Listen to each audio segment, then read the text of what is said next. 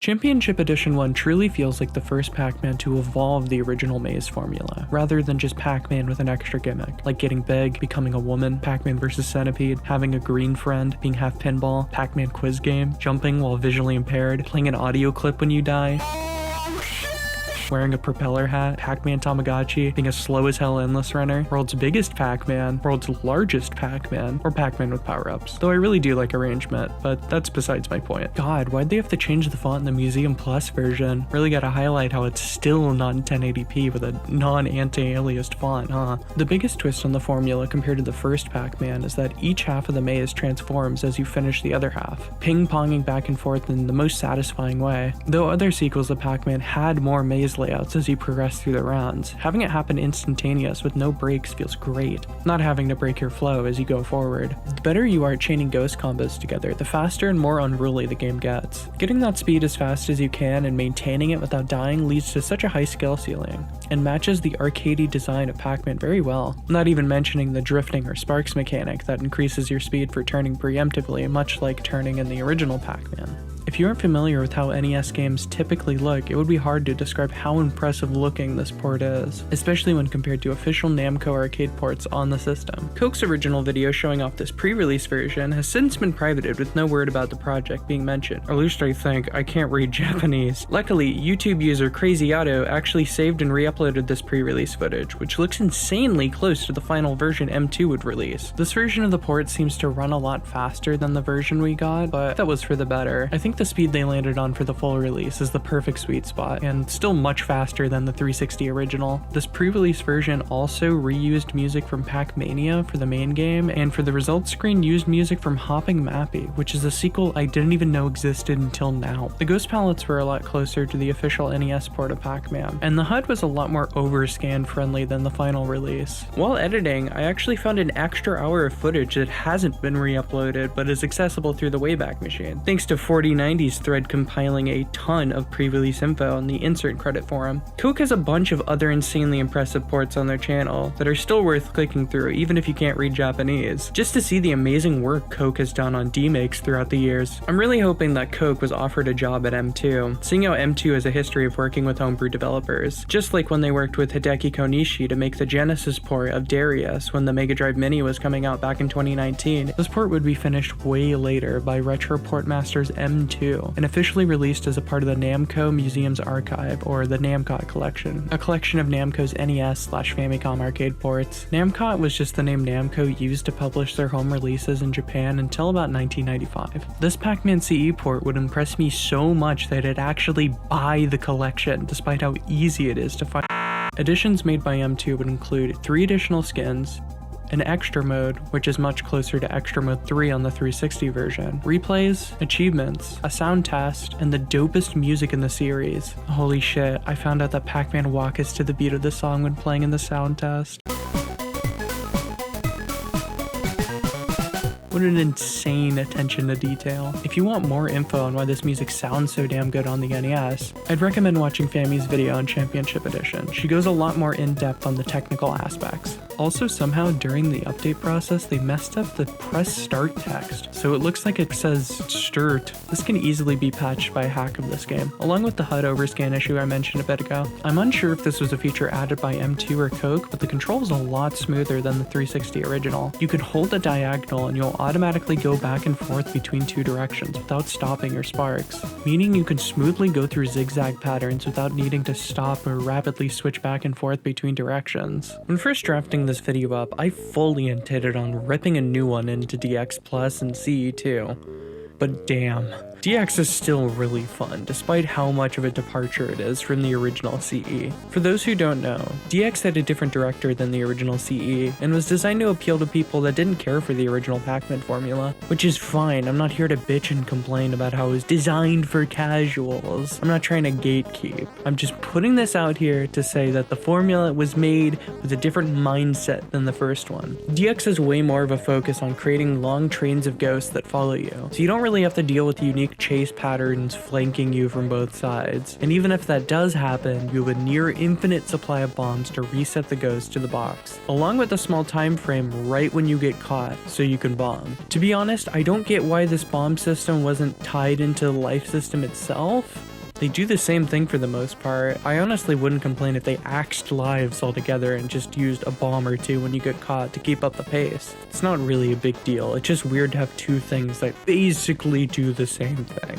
I feel like this train system was implemented to give you the dopamine rush of hitting a good ghost eating combo, but without actually needing to think about ghost positioning. And the worst part is that it works. This shit feels so satisfying. It just feels a lot more hollow compared to how it's handled in the more classically designed games. And no, that's not a nostalgia thing or me thinking that DX is too easy or anything. It just feels more satisfying to actually put thought into your chain and hunting down the ghosts or leading them into a position that makes it easier for you to combo off of. Even if the combos I'm getting are smaller than the combos I can get in DX, these just feel way more earned and more engaging. For the longest time, I didn't even know there was much of a difference between DX and 1 due to the name. I assumed that it added skins and extra mazes. In fact, I think that's the biggest problem with this game. The terribly misleading title. It makes the first game so hard to look up. I hate it. DX should have been called Pac-Man CE 2 or something new, like running a train on Pac-Man. DX implies it's an updated version of the original.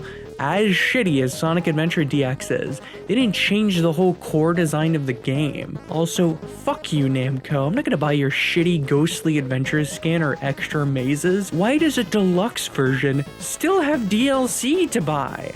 You'd think with a title like DX, it would at least have a classic CE1 mode, but it doesn't. Sure, it has the map from the first game, but the change in the formula just doesn't work with this map at all. And all that to say, DX is still a really fun game and might be for the kind of player that just couldn't get into CE1 or classic Pac-Man. I know it was my introduction to the maze formula, and I think it's great for that.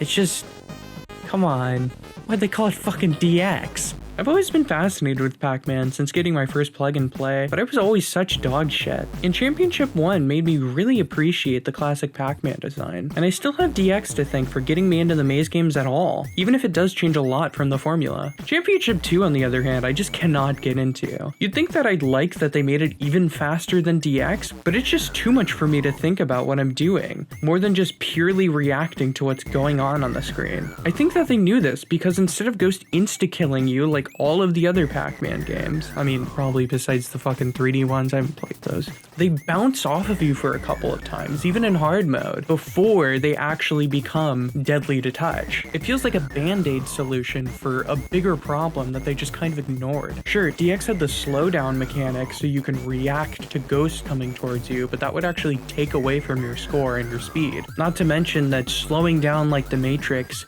feels a whole lot cooler than fucking bumping off of ghosts like they're fucking made of, I don't know, sponges? Wait, sponges aren't really bouncy. Balloons? Who gives a shit? It just feels really weird for a Pac-Man game to bounce off of ghosts. It just, I honestly, I feel like it would make more sense. Just give him a health bar, or like replace the life system, or just have a faster respawn time and have it more focused on, oh, you get hit, you respawn, it uses your life. Lives are your health, basically. Just make it fast. It just feels really clunky. Oh, and compared to DX, they do bring back the 4 main ghosts on the board. Instead of the train following you directly, they follow them. So ghosts are just like extra long now in a weird way. And now when you get power pellets, you have to chase them down and you have to bite them specifically from the front, which is really annoying. Like, yeah, it shows the lines so you can kind of predict where they're going, but just bouncing off of the back of them feels terrible. It just isn't as satisfying as the chain system is in DX. Also, the eating animation is this whole 3D spectacle thing, and it's cool the first couple times, but it just gets fucking annoying after a while.